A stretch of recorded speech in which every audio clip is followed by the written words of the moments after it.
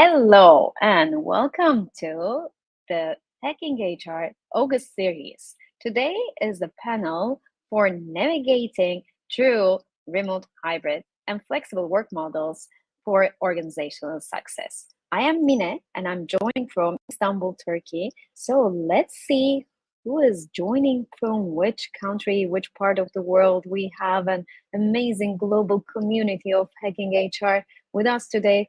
So you can put in the comments so that I can see where you're joining from, whether it's a morning for you or an evening, or you're just about to wrap up your day. Let's see who we have with us before I invite our panelists to the stage. It's going to be a very important discussion today, very dear to my heart. I have been working remotely for the last 12 years and working with companies and different setups from remote to hybrid to flexible work models. So today is going to be a very important discussion for all of us. Okay, we started having audience coming. Austin, Texas, Vancouver, amazing. Idaho. Okay, anyone outside the US? From different parts of the world, different continents maybe? Okay, let's see. Florida, US. Melbourne, Florida, Ghana. Okay, we have someone from Ghana and Italy, Dallas. Anyone from Middle East or Far East? Nairobi, Kenya. Okay, we have someone else from Africa. That's great. Anyone close to Turkey? Let's see. Maybe in Europe or like in Asia. If we have anyone. Ireland. Okay, we have someone on the west coast of the European continent. Anyone else? As we are having the conversation today with our panelists, please feel free to ask your questions, leave your questions in the comments section. I'll be keeping an eye and just addressing your questions, asking our panelists to comment about those. If you have any comments, please also contribute to our conversation. We have Latvia. That's great. So let's invite our panelists to the stage.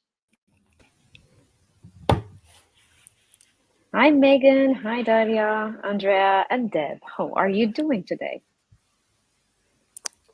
Great, thank you. Happy Wednesday. Yeah. Doing great. It's already the midweek. Okay, so let's do a quick round and where are you joining from and just like briefly introduce yourself, starting with Megan. Hi, everyone. I'm Megan Bickle. I'm joining from New York City. I'm a longtime OD practitioner who spent her entire career in the talent management space. And at the time of the pandemic, I was on the other coast in San Francisco. So really excited about this conversation today. Amazing. Welcome. Dalia? Sure. I'm Dalia Turner. I am located in Portugal. So for all of you in Europe, I'm with you guys. And I am the Chief People Officer for RegTech. And both this company and my previous company are both companies where in our main location we have offices, but in all other locations we don't. So the topic we're discussing today is very near and dear to my heart. That's really great to hear.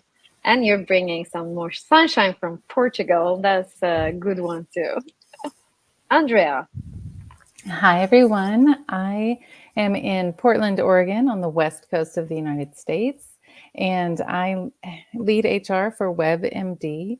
We are a global organization, so similar to Dalia, we have many offices in the bigger cities, but tons of remote staff and have acquired several remote companies. So it's been interesting to mix remote dynamics with in-office dynamics and learn those lessons.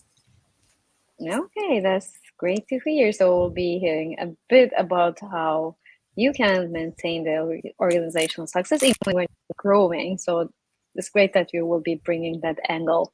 And Deb. Yeah. So I'm Deb Sparrow. I'm joining from, if the accent doesn't give it away, Australia. So the Southern Hemisphere is represented. What time is it there? It is 11:30 p.m. Okay, we really appreciate your dedication and thank you for being with us today at this hour. No, not a problem at all. I do, well, it's part of my company. So I'm head of people for Airlock Digital, which is a global cybersecurity software firm. So we're a remote first company. We grew out of Australia, so our only global office is in Adelaide, Australia, which is where I'm based. But we've got employees all over Australia, in the Philippines, in Canada, and in the US. So you do get used to doing odd hours when you're needing to connect across all those different time zones.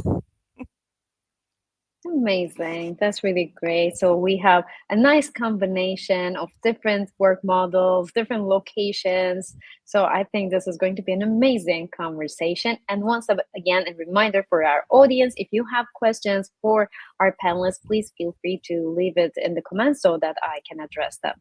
Okay, let's kick our discussion off. So Megan, let's start with you. How do you see the change happening before and after pandemic? Because like during pandemic, everyone was like, enforced to work remotely. But as we phase out from the pandemic, how do you see that change happening across organizations? Yeah, fabulous place to start. And there's times where it's wild to me to realize it was over 4 years ago that the world shut down and a lot of work and organizations rapidly pivoted to remote work. But then fast forward to today, and there's still the tension in the headlines around where does work need to occur?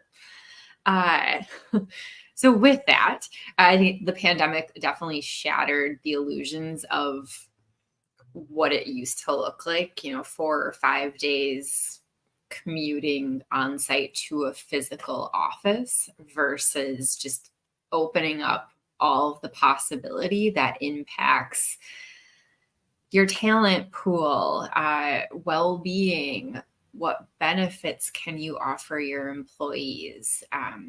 Locations. What is the need of the physical office space? But really, at its core, it's what works for your company, your teams, but also a huge importance on leadership effectiveness in order to manage in a more fluid, distributed world.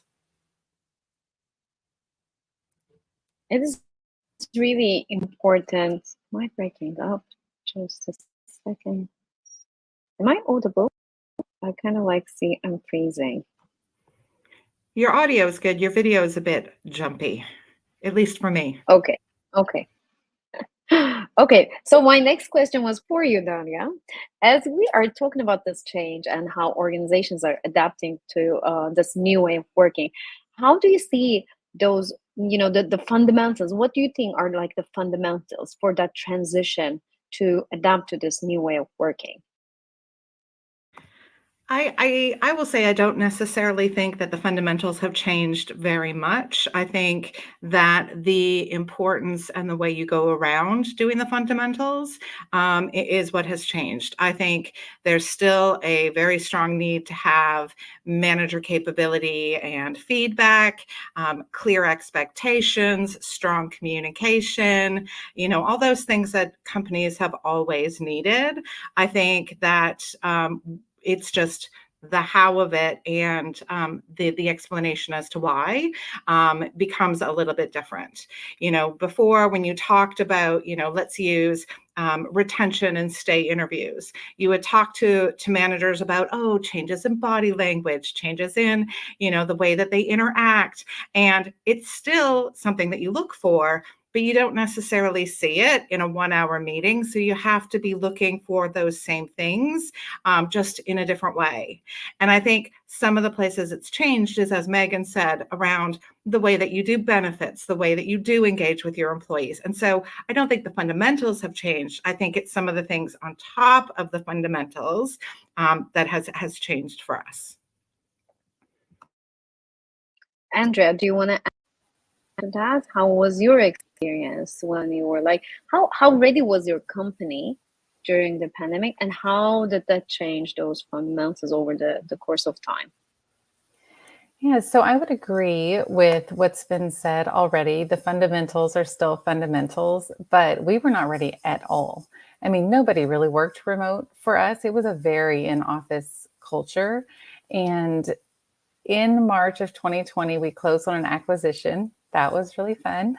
And they were a remote company. So I think the blessing in that chaos was that we just kind of mirrored what they were already doing well.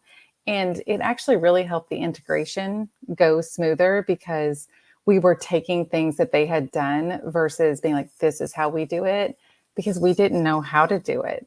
So we modeled off of camera on was a big deal.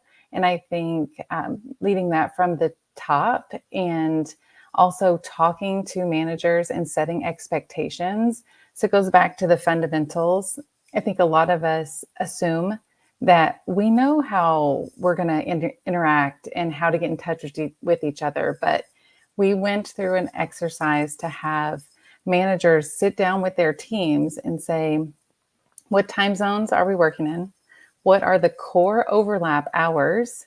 So if we're all working a little different, what are the 3 to 4 hours we know reliably that we can get in touch with everyone and schedule meetings and do the live conversations? What is the expectation of working early or late? How quickly do I expect a response?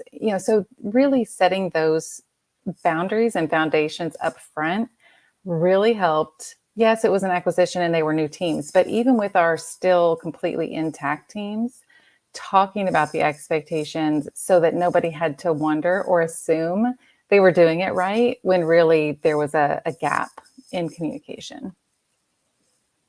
That acquisition was some kind of like a gift from the universe for the company. It didn't feel like that at the time, but I think in retrospect it was. That's really great. And I loved the fact, okay, defining those, norms within the company so that everyone feels okay and safe. And we will be talking about psychological safety, about the trust and psychological safety. But I wanted to underline the fact that it's really important to maintain the success. So Deb, how was the situation with your company? Yeah, so I wasn't with my company during COVID, but we are remote first. So since our inception, like our two co-founders of our business were located in separate states of Australia. So they truly embodied that it's remote first. And, they're besides themselves, their very next hire was in the Philippines, and then the next one after that was in Canada, and it was just kind of their connection. So our company truly has been built on the fact it's remote, which being a tech company is kind of amazing. What we're finding now, interestingly, is that because we are fully remote, and now we're building the first bunch of hires were all very technical people. So they just got a computer and started, connecting to things and banging that all out. Whereas now having to build out the support functions and things with a lot of people who aren't necessarily used to starting in a remote environment, or being we have a lot of issues with tech and onboarding and setup that those people can't necessarily problem solve themselves. They need to have resources around them. So that's probably the kind of the flip side that we're finding, because we do yeah, we do approach it from that remote first. So people will just get a laptop shipped to their house and kind of have to unbox it and things, whereas normally it'll be someone's done all that work for them. But yeah, there's a bunch of other stuff that I'd like to touch on to do with trust, but I know there's some questions about that coming up, so I'll save that for there. Exactly. And this is like, also great how the onboarding, like, because all the processes have, they need to be revamped, because sometimes companies just like think that this is about location only, so that when people take their work to home, it's going to be done. But actually, it's like way more than that, and it's just like, beyond that. And that takes me to the question about culture, because even what Deb was saying is all about, the culture, how important it is, Megan, to just make sure that the culture is built in a way that no one is left alone, that the work structure is embracing everyone. So no matter if they're hybrid or remote, or just like, working in another flexible model. Yeah, I think culture underpins everything.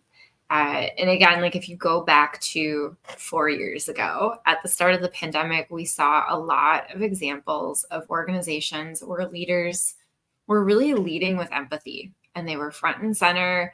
And there was an uptick in company all hands, even when there's no new information, leaders were still just getting up in front of their people and being heard, or just giving the free space. And I feel like to go back in time of how we saw leaders leading with empathy and recognizing it was a difficult and challenging time for everybody, but in different ways. And then fast forward to today, I think some of those great practices, depending on the organization, depending on the leader, the leadership maturity, it's been hit or miss. And so going back to, what are some great practices to continue to foster that culture? I love Andrea's example of just setting norms of what are our core collaboration hours, rather than the workday is 8 to 5. It's okay, I'm in New York, Andrea's in Oregon, like we're not going to expect both of us to burn the candle at both ends of the day. And so just having those conversations around when is our time going to overlap, when will we schedule meetings, what work can be done asynchronously. Let's have some conversations around like, when do we meet? Or even of all of the communication tools that we have, like, what will we use, right? Like, when do we use Slack versus when do we tag somebody in a document versus when do we just pick up the phone and call someone? And so all of that plays into building the culture, not only on your team, but across the organization, which then makes it easier as you're welcoming new employees into the organization to have some of that figured out in terms of, welcome to our company. Here are our core collaboration hours, because we understand that we're globally distributed. Here are the norms around how and when we communicate, et cetera, which really just sets people up for success and gets at that clarity, those fundamentals that are still the fundamentals, as Dalia pointed out. So maintaining that alignment, please, because I was going to ask, like, okay, this is okay, but how do you make sure that this alignment happens all across different offices? And I was going to jump in on that one, because I think culture is all about behaviors. And so really focusing on being able to articulate, and Andrea said it perfectly, what is expected, what isn't expected, how do we behave, how don't we? Because when everyone's in the same office, it's so easy to see, right? You see how people are behaving, you see who's communicating, you see what time people are showing up, what time they're taking lunch. Are they taking lunch? They eat at their desk, they go somewhere else. All of those norms are so easy to see. And the moment that you start going to hybrid or even, where some people are in the office and some people are remote because of location, that ability to be thinking about what you're offering and what signal you're sending when you make those offers to the various populations. Because when, your in-office people get a Christmas party because they're all together, but everyone else gets nothing or a charity donation on behalf of them. Oh, so they get the fun stuff and I'm just an extra thought for something else. So how are you trying to drive some of that inclusion or some of the equity when everyone is not going to be exactly equal? And being able to think about, okay, if I offer this benefit here, what can I offer that is driving something similar in a different location, and ensuring that I mean, it's always been important, but even more so when you're remote, thinking about the way your policies, your practices, your benefits are reinforcing the culture that you have and the behaviors that you want to be driving and what you want to be known for as a company. And I think it's always something that we've said, but I think, again, as we've come forward and we start having these more mixed working populations, the way that we do it becomes so much more important, and you have to be a lot more explicit about what you're doing and why. And I think it actually really drives the focus on what is our culture and what do we want to be, because right now with the remote, you can work for any company because everyone's going to give you a computer. Everyone's going to have meetings online. So what is it that you're going to get from the company and what makes it unique that isn't that person that was sitting next to you that you really had a good relationship before? That's really important. And just like, making sure that you are having that, not maybe equality, but being fair to everyone. I think that's the key, because sometimes equality does not translate to fairness. So making sure that you're like being fair to everyone. Megan, did you want to add something? Yes, Dahlia reminded me. I have a funny story. I worked in an organization and I was fully remote. There's a small percentage of people that were fully remote. And the company wanted to send out T-shirts for a company event. And so you could fill out a survey, to indicate if you wanted a shirt. Well, it turned out that the team realized it would be, triple the cost to send shirts to remote employees. So they prioritized only people in an office could actually get a shirt. And so it was just one of those like womp womp, like cool. Like you sent out this thing like, hey, we want, anyone want this shirt, blah, blah, blah. But then behind the scenes, it was like, oh, that will actually add a lot more cost. It's just easier if we set up areas on site, so only employees that are physically located in your offices can get shirts. So just really underscoring that, like the equitable aspect versus the I'm now a second class employee because I'm remote, and so I'm no longer eligible for these things. Really important. And Andrea, I want to ask you. I was going to say, it also comes up, and I'm going to pull out Deb here because Deb's got the remote first. It's also about when you have meetings. If the meetings are always at the best time for the CEO, it means that there's going to be a population that it's never good for. And then they start feeling like we're not important. I mean, that did kind of exist in global companies before, but it becomes all of these little, the places where someone feels excluded, they feel way more excluded in a remote environment than they did before, because when they were, it's the Australia office, it's always off after hours. Well, at least they were Australian, and at least they had other people that they could complain to. In a remote setting, even though there are others that are in the same situation, they don't have that same cooler chat. So they end up feeling excluded as an individual as opposed to excluded as a group. And you don't ever want to exclude anyone, but it does become even more important to be thinking about because of the fact that the person's sitting in their home office as opposed or a workstation or something else. Yeah. So really good point, Dahlia. I actually had that as one of my talking points to mention is we have a once a month all hands, and there is absolutely no time that we can pick that is working hours for everyone just because of where our staff are located. So we pick the time that's best for the majority and we'll move it. So it's always inconvenient to some people, but we do market it as we're going to give out some important information, but this isn't compulsory.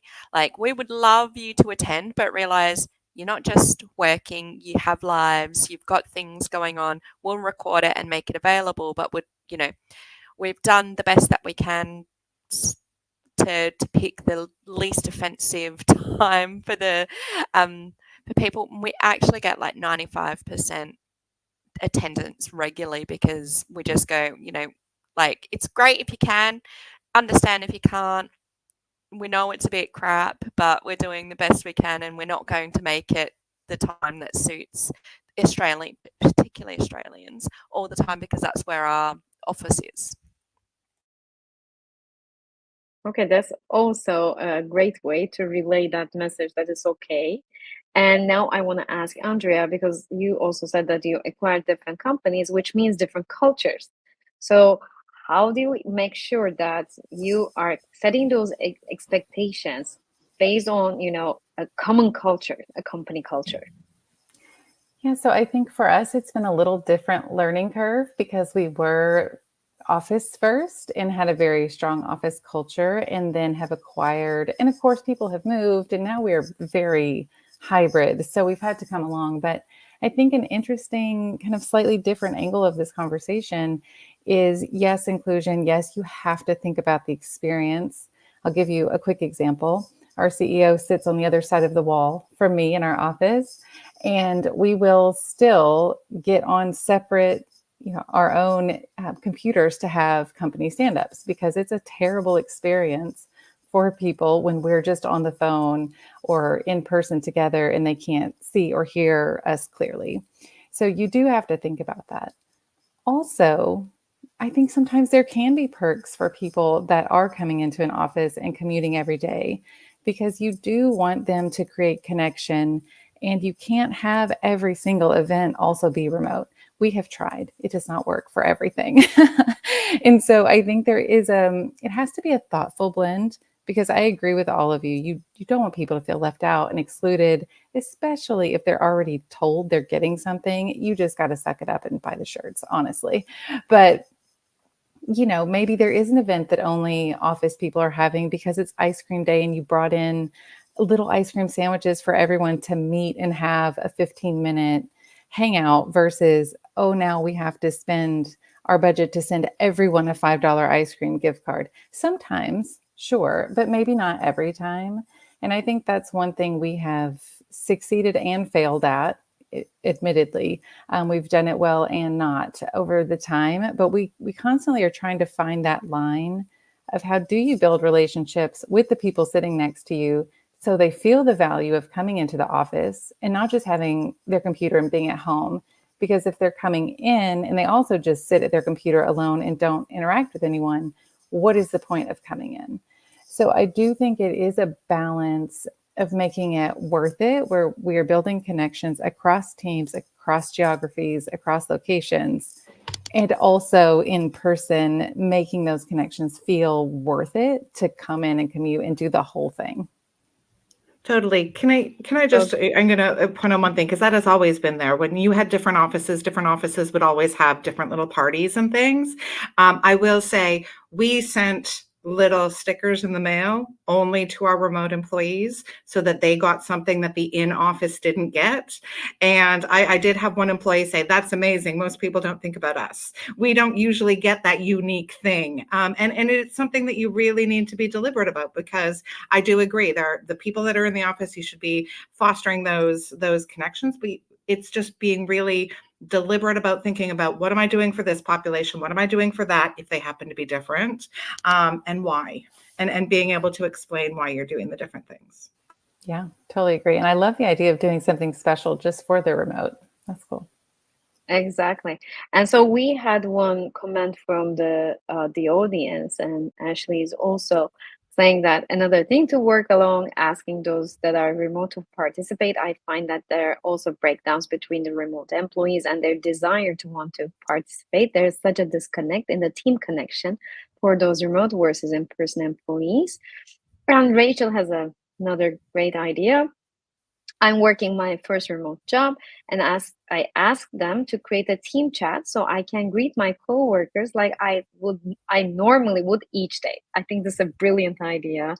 Do you have other examples to maintain that connectedness? Because connectedness is also an important thing, so that there's this team spirit, just like that they would work in an office, or even between different groups like the remote group and the in-office group. Do you have any good examples how to maintain that connectedness? Deb? We're heavy users of Slack, so that's just endemic in our culture. Even when if I send out something formal to employees via email, I actually have to go into Slack and be like, hey, we'll go check your email because there's something important in there for you that you need to read. Otherwise, they just don't. But we have dedicated channels that we do for like, we've got one that's literally titled Water Cooler Banter, and another one that's dedicated just to memes, and another one music, and people will pop random things in there. So we've got a few people that are very creative, and they might pop in some of the music that they've been working on creating, and people will comment on it. And a current thing at the moment is like Spotify do the day lists, and people will take screenshots of their Spotify day list and drop those in to see who's got the most random one of those and things like that. And that's because that's something that everyone, well, not everyone, I'm personally not a Spotify user, but nearly everyone in the business kind of listens to music or can relate. And I don't use Spotify, but I still get a laugh out of seeing some of the crazy stuff that pops up there. And it doesn't take time away from doing your job, but it creates that kind of sense of camaraderie where it's like, okay, like we're chatting with someone in Texas now about like what music they're listening to, just to have a 5-second quick connection. And people will we will actually make an effort, senior people in the business, to be seen in there having a joke and things like that. So it's not just trying to focus on just doing a job. Like, culture is really important to us. We also make that really key during our recruitment process. So we scrutinize, we have quite a few steps in our process, and we always focus really heavily on culture. So at least one interview will be purely culture based and so it'll be with a long-standing employee. A member of the HR team is present on all interviews, just to make sure that we're assessing that as well as culture fit. And we will tap into the fact that we are remote first, and that's not for everyone, and that's okay. Some people like a hybrid, which we don't have for anyone but people based in Adelaide, Australia. And it really works for some people, but we do focus really heavily on that, and some other aspects of our culture that we choose, we really singled out as being key aspects. So we will get people that will add to that enthusiastically, and we'll make sure we'll connect with them about something, and then we'll add them into the pets channel or the music channel or something like that about that to make them feel part of the group on a bit of a social level, even though they're not physically together. This is really great. This also reminds me of the word intentionality. I think intentionality is also really important when you are doing those initiatives, taking those actions. And does anyone want to add anything on top of that? Any good practices on connection, maintaining that connection among the employees? Sure. I love this. We have some people who are so creative, and we have a group called the Eventstigators because they're instigating events, and it was just kind of a fun cheeky name they put together that was different than the events committee. Makes them feel, a little bit like they're doing something really fun. And they have come up with so many ideas. And I think a lot of times, to the comment in the chat earlier of people don't always want to participate, that's okay. What I've found, and I'm sure a lot of you have as well, is half the battle is just offering it and people knowing that it's being offered. If they come or not, it still builds culture if things are available and people are participating, even if that individual doesn't. So, we've done everything from trivia, bingo, scavenger hunts. One of my favorites is the healthy selfie. So if we're doing a walking challenge, or in the summer, you're camping, you're with your family, take a healthy selfie, share it on the chat channel, and then we might even print some out and put them in an office or show them at the beginning of our town hall. So keeping that photo rotation of our own people sharing their moments in their lives. Another really fun thing that we did was an online magic show when it was the holiday time. And because, like we were saying, some people get an office party, some people don't. We thought, well, why not just have an online magic show party? And it was really fun. My expectations were pretty low, to be honest, but it was really fun and something different. And the people that didn't want to come, didn't come. And that's okay.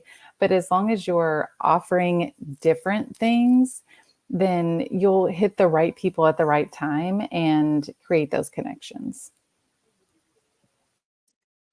That's really great. And I think, as we discuss about connectiveness, some of you touched it a bit, but like there's a very crucial thing about it is leadership.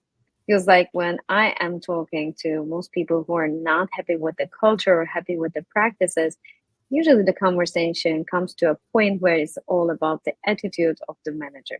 But those managers, most of the top managers, even the middle level managers, they were not born, but like they did not experience this since the beginning. So they're also learning how to be managers in these new models. How do you make sure that you are keeping your managers supported about maintaining that connection with the team, or just like making sure that their team is also supported by them? Dalia?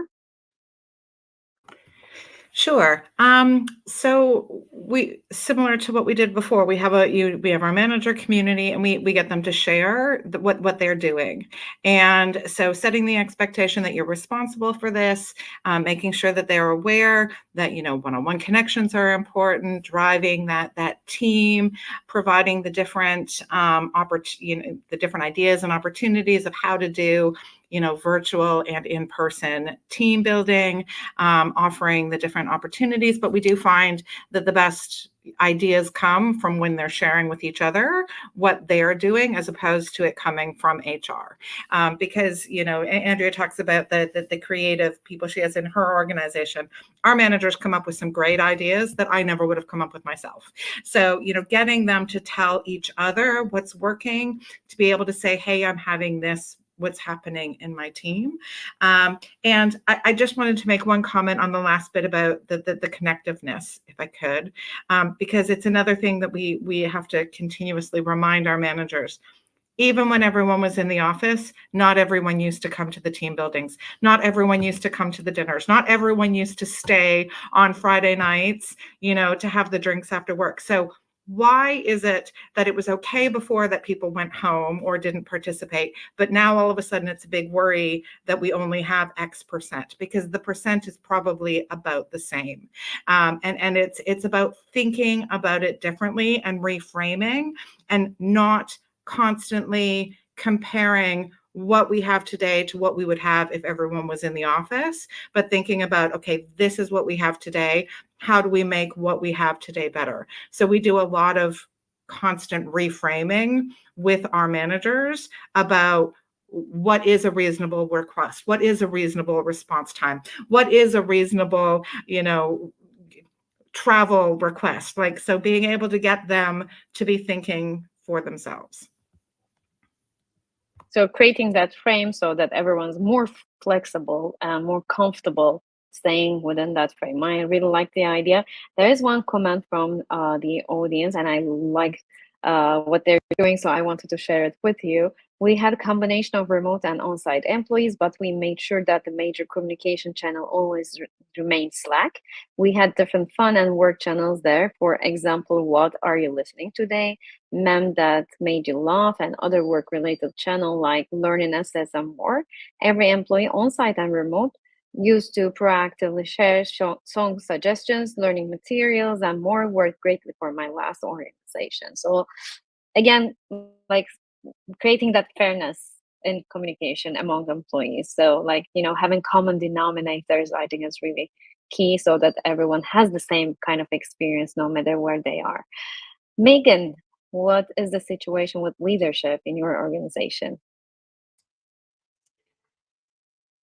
I mean, I think it ties back to what Dahlia said at the beginning of the call around like the fundamentals are still the fundamentals. There's something about just like going back to basics with the layer of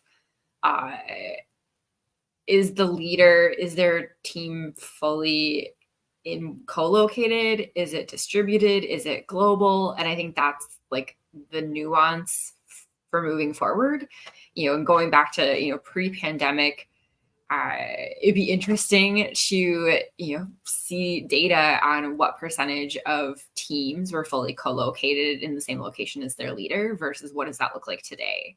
And so, the fundamentals or the basics around setting clear performance expectations, having one-on-ones, giving feedback, constructive recognition, and just building culture. These things aren't going away. It's just a little more challenging in distributed environments of, if half my team I'm seeing fully on site Tuesdays and Wednesdays, but then I've got team members in other locations, like how do I ensure equity? And I think where this really comes into importance is in performance management. And so therefore, does your organization have some clear guidelines or practices to challenge bias around, this on-site, remote, like where somebody does work, and just like that proximity bias to ensure that, oh, I see Dahlia on Tuesdays and Wednesdays, she's crushing it, but I never see Deb, so I'm not really sure like how well she's doing. I'm going to put Dahlia up for promotion, but not Deb, right? And so I think that's where this comes into play around the importance of manager effectiveness, but also what role does the organization or HR play in ensuring equitable processes? 100% to all of that. It's all about it. To me, it's about the fundamentals. And specifically, we've done a lot of training and work with leadership on communication and unconscious biases, because we're all human and we all have those biases. But if you're not making them front and center and tackling them in your performance management, you will fall victim to recency and proximity biases, and that starts down a whole bad path. And for communication, managers aren't inherently good at giving constructive feedback. It's really a skill that you have to learn. And when you're in person with someone, you can kind of pepper it in a little easier. Let me grab you for a minute after that meeting while we're in the hallway. It seems more casual. We're walking versus let me have a face-to-face chat with you about this performance is very more direct. And so I think equipping them with tools, frameworks of how to give feedback so it is more real time and it feels better to everybody and it's still documented is really important. And one more thing I'll say that has really been a great tool for us that I'd offer to anyone is the decision tree framework. So we talk about, how do you make people feel autonomous and like they have decision-making power regardless of level of the organization. And that can be hard when you're a leader and you're in your home and you're not engaging maybe directly to know exactly where you can and can't decide things. So as a practice, when you start a project, this could be for internal or individual contributors as well. But what is a leaf decision? What can an individual employee or a decision that doesn't have major consequences that you are empowering someone to make? That's a leaf decision. A branch decision has a little bit more weight to it. Maybe there's a budget, maybe there's a travel approval that's needed, or it has a little bit more weight to the end result, but it still can be made at a different level. And then what is a trunk decision that needs leadership visibility because it is a major impact to the project or the budget or the organization?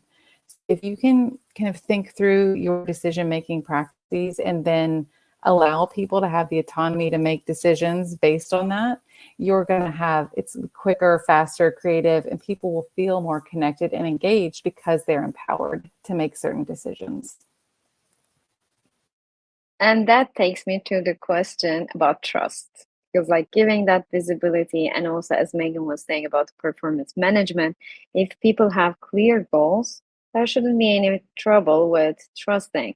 So Deb, I would like to take your insight and your experience about this. How do you see trust working with these new work models? Like being a remote first company, how did you build those mechanisms? So there's the at the very base, there's this trust and psychological safety. Yeah, it's great. It's a great question, and it's definitely something we focus on. But there's always room for improvement. One thing that we've tried to really focus on is having right-sizing things for our organization, not necessarily doing something because it's been done a particular way in another organization. And that can be something as simple as, I've had requests from people wanting a policy or a procedure to be implemented so that they can then follow it like to the letter. And that's something in some instances definitely warranted. In some instances, I have resisted that because we want to treat people like adults and we don't necessarily want you need to do things this way and step it out in a procedure. So we try to engender a process where people trust by default their staff and empower them to do really good things and good work. And a small example that I can think of is I had a new member in my team, and she made this comment to me, and I apologized once because she had sent me a message on Slack that had taken me quite a bit of time to get back to. And I said, I'm sorry, I was working on something else. And she sort of made this comment about how in her previous organization, if she wasn't responding on Slack instantly, people would get upset. And I just turned around and was like, but how do you get your work done then? Like, how do you have that time to actually do things, and particularly where things are involved? And she looked at me, she's like, yeah, good point. I'm like, yes, I don't expect that you're answering me instantly. I expect that you answer me when you can, around all the other things that I know that you're doing because I see the outputs, and I trust that you're just going to get that done. And that is the approach that we take. So our leadership team have really taken, we pride ourselves on it, the fact that we're remote first and offering flexibility as part of that. So we make a big deal of it through our recruitment and all of the things. Like, it's not just remote, but it's completely flexible. Like, we do have people who work very odd hours because that's their preferred working model. Like, we've got one person in particular who his natural rhythm means he wants to work like basically what would be afternoon shift, but that works best for him. And we're like, that's fine, as long as you're getting done what you need to get done, do that.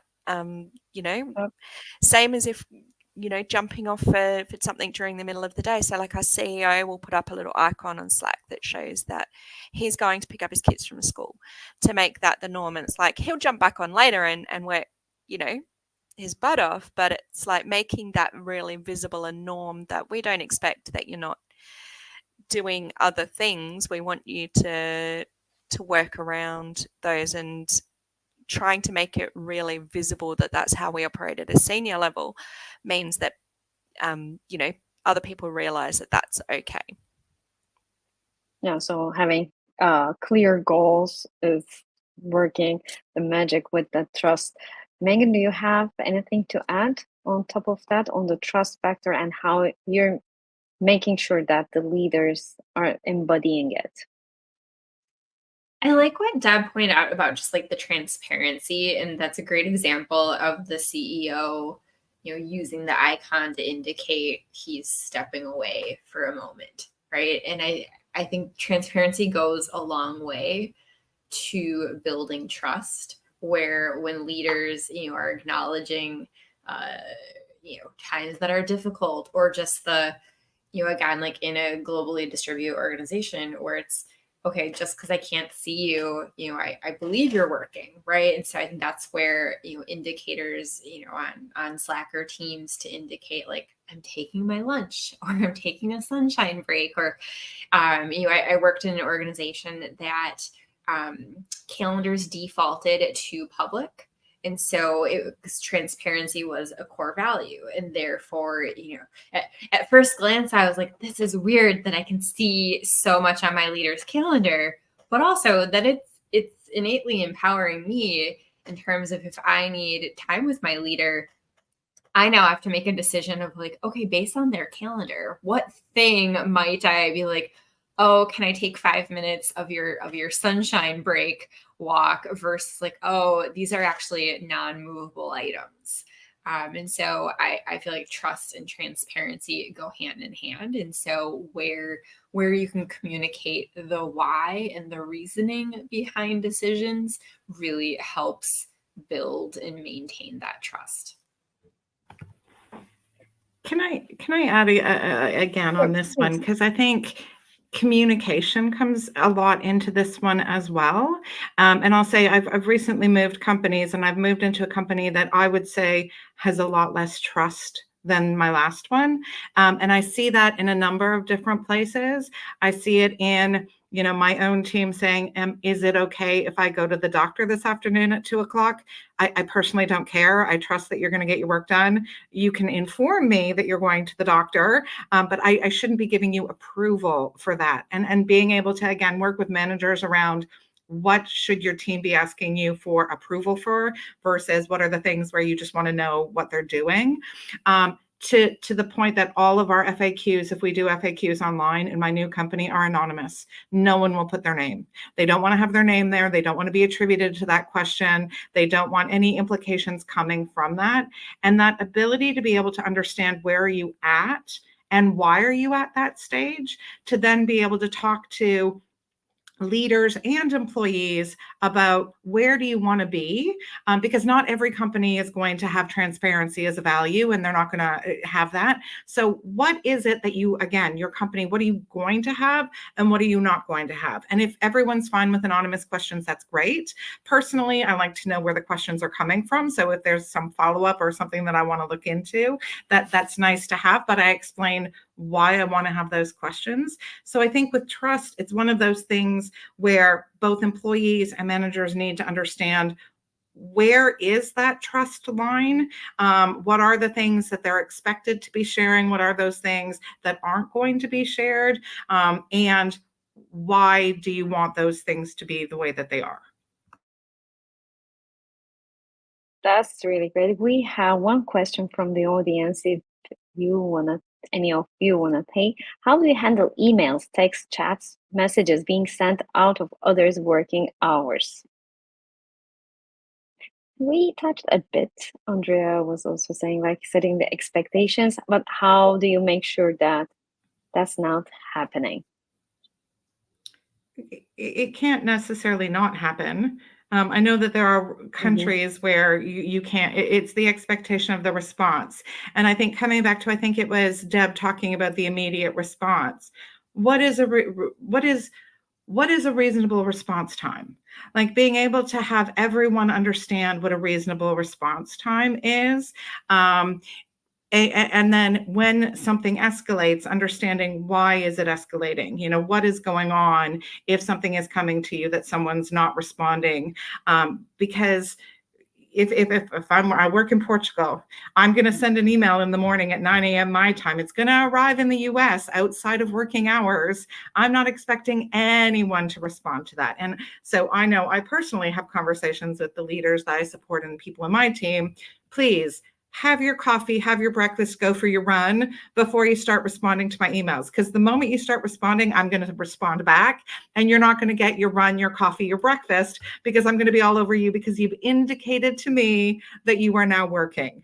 So being able to, talk about what does it mean to be the person that starts working first, and what does it mean to be the person that stops working last? Because there are going to be people that are going to be sending emails. If someone in the US sends me an email at 5 p.m., I'm sorry, I'm asleep. You're not getting a response till tomorrow.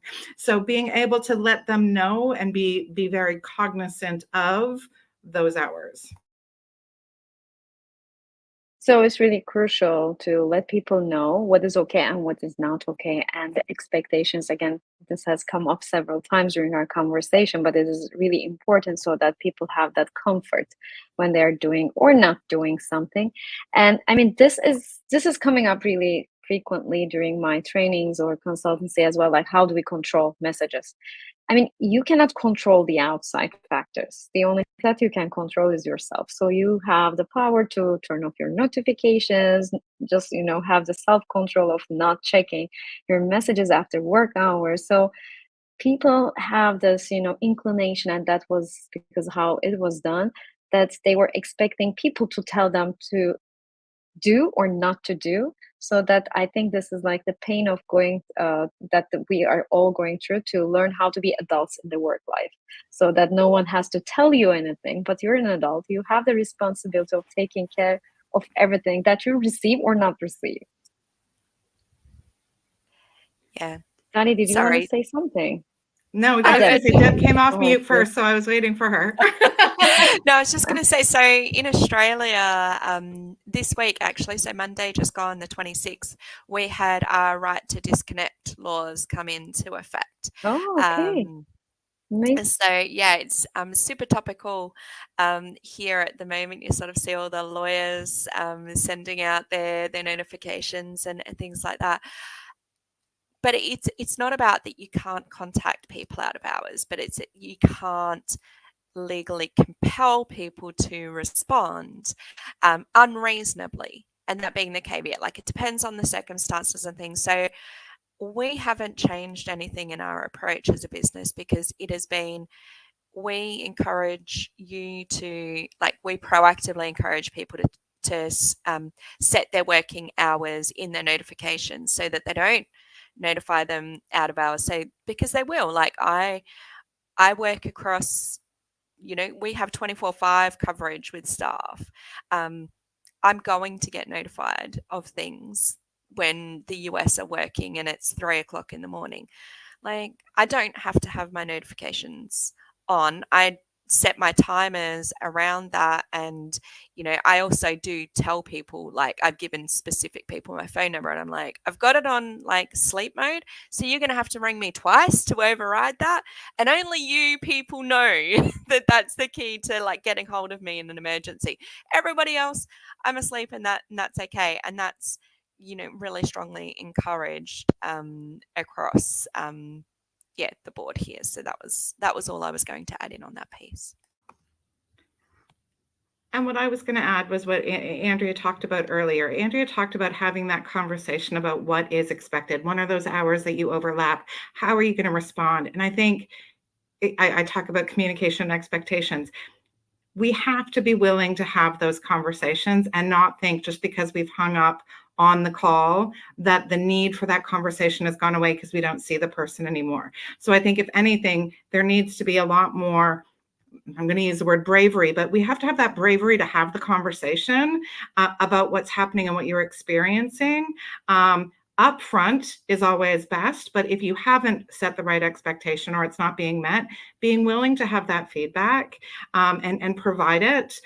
So And I think it just becomes way more important when everyone is not face to face, because it's easier to ignore. And so you just need to be willing to do it. So, any closing remarks? Because we're already at time. Do you have any closing remarks for the audience? If there's one thing that you can say that's going to ensure organizational success in different work models. Let's start with you.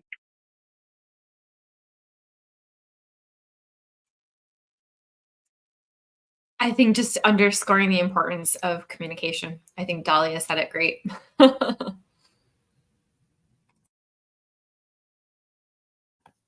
Yeah, I was gonna say, and I think I just said what I needed to say, so I'll hand it on to Andrea. I agree with that. And the only other thing would be, don't be afraid to be creative and just try new things. And it's okay if a few people don't come, but just keep trying different things and you'll keep it fresh. That's probably, like, building on what Andrea just said, then that's a key thing I've found in my current work environment, is that we need to, well, we've taken kind of a software approach to HR, where it's like you do something and then you iterate on that and kind of do these incremental reviews and improvement, rather than trying to go big bang and ensure that everything's perfect. It's better to do something and, keep revising and keeping it fresh.